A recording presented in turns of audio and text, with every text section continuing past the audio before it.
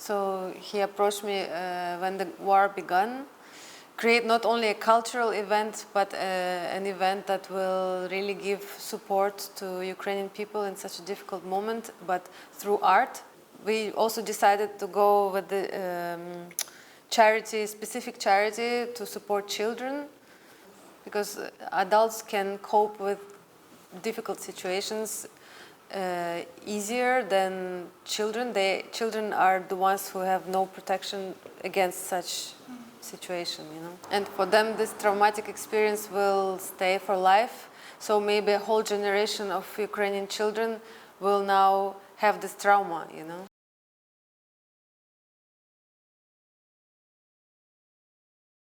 I left 1 week before. I was there even like 2-3 weeks before that, so I left 1 week before it's begun. Not at all. None of us believed it will really happen.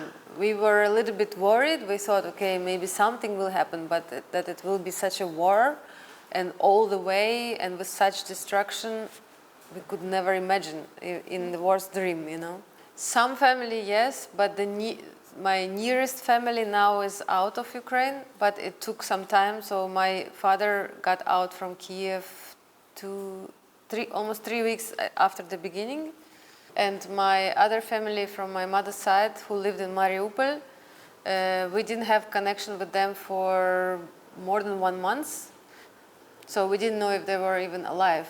But we searched through different organizations, and in the end, the Jewish organization helped to get them out. More than 1 month, they stayed without food, electricity, without water, without connection, nothing. And their apartment that belongs to my great-grandmother is now bombed.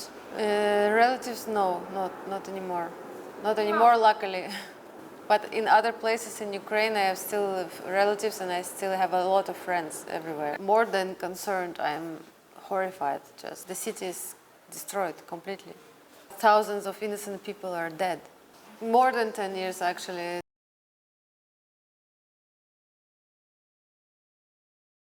The project Lens of No Return, I began to work on because of my connection to my grandfather and my great-grandmother. When I came to Ukraine, to the villages where my great-grandfather and great-grandmother used to live, I saw the condition of the villages, and I saw that the life that I knew before was not anymore there. All the young people moved out to cities. There was only old people left. I had the feeling that they are about to disappear together with the homes and the culture and the traditions. And for example, this grandmother here, she reminds me, even visually, but even her face reminds me a lot of my great-grandmother. And every time I visited many people, in many different villages, but I always felt that these people, they had experienced so much in their life that I think that all their life is basically imprinted on their face. So every wrinkle or every expression, every little point on the face, it tells a story. For example, if you look at this picture, you don't even sometimes need to speak so much. I think you see everything in their eyes. She specifically had quite a difficult life. She lost her husband at a very young age, and she was left with many children alone. Also, you probably notice, maybe even in this layout here, that there are more women than men. And this is because men die faster, but it is how it is. So the women have to be always very strong. And actually, in Ukrainian culture, I think women are the stronger ones. I think land and mythology and traditions, they're all overlap together.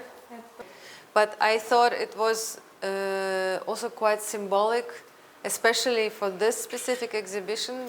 And so this field is just after cutting off the crops, So this land is kind of ready for being fruitful again. But in the same time, there are the birds that are living. So for me, it's kind of symbolic. It's hopeful, but at the same time, it's somehow very sad in the same time. So this installation, it's titled "The Life-Bearing Land." I wanted to show that no matter what happens now, even there is a lot of destruction, it will still contain the life within the land. So it is basically showing the fertile land of Ukraine with the life within in it.